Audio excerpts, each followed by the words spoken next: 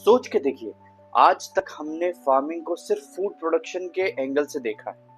फसल उगती है, हम खाते हैं और जिंदगी चलती रहती है। लेकिन अगर मैं कहूँ कि फार्मिंग सिर्फ अनाज नहीं बल्कि क्लाइमेट चेंज को रिवर्स करने का टूल भी बन सकती है। अगर खेती हवा से कार्बन खींच के जमीन के अंदर स्टोर करे, तो क्या हम ग्लोबल वार्मिंग का रुख मोड़ सकते हैं? ये कोई साइंस फिक्शन नहीं, बल्कि एक ऐसा कॉन्सेप्ट का नाम है जो आने वाले कुछ सालों में एग्रीकल्चर की डेफिनेशन ही बदल देगा। Carbon negative agriculture. राजस्थान के बाड़मेर डिस्ट्रिक्ट में कुछ फार्मर्स ने मिलकर एक एक्सपेरिमेंट शुरू किया। उन्होंने अपनी खेती में कुछ नई टेक्निक्स लगाई, जैसे फील्ड्स के आसपास और बीच में ट्रीज लगाना, एग्रोफॉरेस्ट्री, क्रॉप रेजिड्यू को जलाने की बजाय उसे बायोचार में बदलकर जमीन में मिलाना और ऑफ सीजन में कवर क्रॉप्स उगाना ताकि मिट्टी हमेशा जिंदा रहे। सिर्फ एक साल में उनकी सॉइल का ऑर्गेनिक कार्बन लेवल 0.3 से बढ़कर 0.6 हो गया। उन्होंने सिर्फ फसल ही नहीं उगाई, बल्कि कार्बन डाइऑक्साइड को हवा से खींचकर जमीन में लॉक कर दिया। और इस एफर्ट के लिए उन्होंने कार्बन क्रेडिट्स के जरिए एक्स्ट्रा पैसे भी कमाए। उनमें से एक फार्मर ने हमें कहा, अब मेरे खेत सिर्फ अनाज नहीं, हवा भी साफ करते हैं। ये सिर्फ एक प्रोजेक्ट नहीं बल्कि फार्मिंग के नए युग का ट्रेलर है। आज की traditional agricultural practices green house gas emissions का लगभग 25 से 30% जिम्मेदार। जब हम केमिकल फर्टिलाइजर्स यूज करते हैं तो नाइट्रस ऑक्साइड निकलता है, पैडी फील्ड्स मीथेन रिलीज करते हैं और डीप टिलेज से सॉइल का स्टोर्ड कार्बन एटमॉस्फेयर में चला जाता है। कार्बन नेगेटिव एग्रीकल्चर इसका उल्टा करता है।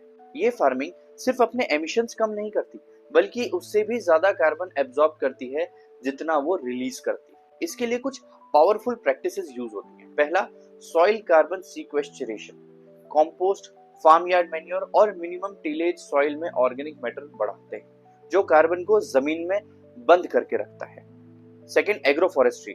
ट्रीज और पेरिनियल प्लांट्स अपने रूट्स के जरिए कार्बन को गहरी मिट्टी में स्टोर करके रखते हैं। Third, biochar, most important. Crop residues को हाई टेम्परेचर पर ट्रीट करके एक स्टेबल फॉर्म में सॉइल में मिलाया जाता है, जो हंड्रेड्स ऑफ ईयर्स तक कार्बन स्टोर करके रखता है।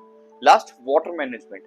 पैडी फील्ड्स में alternative wetting and drying technique methane को 30 से 40% तक रिड्यूस करती है। कार्बन नेगेटिव फार्मिंग एक नई सोच लगती है, लेकिन इसका सीड प्राचीन काल से बोया हुआ। अमेज़न बेसिन में साइंटिस्ट ने एक ऐसी सॉइल डिस्कवर करी जिसका नाम है टेरा प्रेटा। इंडिजीनियस लोगों ने 2000 साल पहले बायोचार डालकर बनाई थी और आज भी वो सॉइल कार्बन स्टोर करके रखे हुए है। फिर आया ग्रीन रिवॉल्यूशन, जिससे हमें फूड प्रोडक्शन बढ़ाने में मदद मिली, लेकिन फर्टिलाइजर और डीप प्लोइंग से सॉइल का कार्बन खो गया। 1990 में क्योटो प्रोटोकॉल ने कार्बन ट्रेडिंग का कॉन्सेप्ट दिया, जिससे एग्रीकल्चर के रोल पे नया डेफिनेशन लिख दिया गया। 2015 के पेरिस एग्रीमेंट ने 4 पर 1000 इनिशिएटिव लॉन्च किया। हर साल सॉइल कार्बन 0.4% बढ़ाने पर जोर दिया गया। और आज क्लाइमेट साइंस ये कहता है कि अगर फार्मिंग को कार्बन नेगेटिव बना दिया जाए तो एग्रीकल्चर प्रॉब्लम नहीं, सॉल्यूशन बन सकता है। ऑस्ट्रेलिया में कार्बन फार्मिंग इनिशिएटिव ने दिखाया कि फार्मर्स को इंसेंटिव देने पर वो सॉइल कार्बन बढ़ाकर कार्बन क्रेडिट्स कमा सकते हैं। अब तक 20 मिलियन टन से भी ज्यादा कार्बन क्रेडिट्स इशू हो चुके हैं। कीनिया में छोटे फार्मर्स एग्रोफॉरेस्ट्री और कंपोस्टिंग के जरिए इंटरनेशनल कार्बन मार्केट में अपनी इनकम 20% तक बढ़ा रहे हैं। यूएसए में रीजनरेटिव रैंचेस ने रोटेशनल ग्रेजिंग के जरिए सॉइल कार्बन 2 गुना तक बढ़ा दिया और मीथेन एमिशंस सिग्निफिकेंटली कम कर दिए। नीदरलैंड्स जैसे देश में controlled environment farming, CO2 capture और सॉइल स्टोरेज दोनों पैरेलल चल रहा है। इंडिया भी इस रेवोल्यूशन के रास्ते पर है।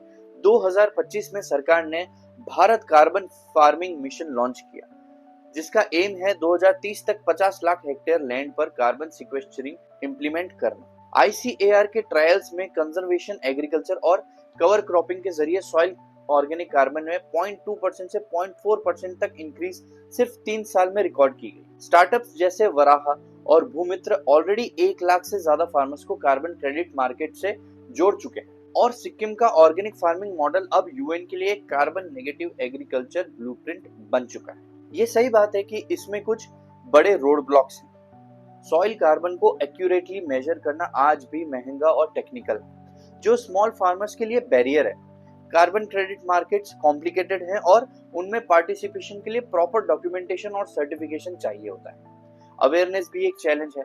ज्यादातर छोटे किसान कार्बन फार्मिंग के कॉन्सेप्ट से अभी तक अनजान है। पॉलिसी लेवल पर भी एक माइंडसेट शिफ्ट की जरूरत है। फर्टिलाइजर सब्सिडीज की जगह रीजनरेटिव प्रैक्टिसेस को इंसेंटिवाइज करना अभी पॉलिटिकल प्रायोरिटी नहीं बनी। और सबसे बड़ा सवाल, क्या हम इन चैलेंजेस को एड्रेस करने के लिए सही इंस्टीट्यूशन फ्रेमवर्क बना पाए हैं? कार्बन नेगेटिव एग्रीकल्चर के फायदे सिर्फ सॉइल हेल्थी होने तक सीमित नहीं है, इसका इम्पैक्ट पूरे इकोसिस्टम पर पड़ता है। सबसे पहले ये फार्मिंग क्लाइमेट बफरिंग करती है, ये कार्बन को सॉइल में लॉक करके टेम्परेचर राइज को स्लो करती है। दूसरा, ये वाटर रेजिलियंस बढ़ाती है, कार्बन रिच सॉइल ज्यादा मॉइस्चर होल्ड करती है, जिससे ड्रॉट का रिस्क कम होता है।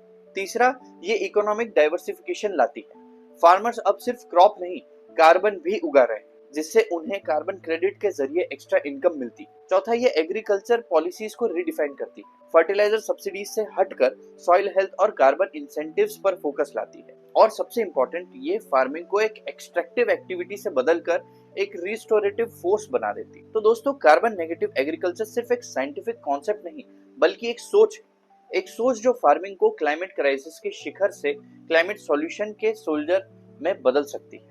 ये एक चांस है जिससे हम अपने फील्ड्स को सिर्फ फूड फैक्ट्रीज नहीं बल्कि कार्बन वॉल्ट्स बना सकते हैं। सवाल ये है, क्या हम इस मिशन को स्केल पर ले जा पाएंगे? अगर आपको यह वीडियो पसंद आया है तो लाइक करें, शेयर करें और सब्सक्राइब करें, और कमेंट में अपने व्यूज जरूर लिखें। धन्यवाद।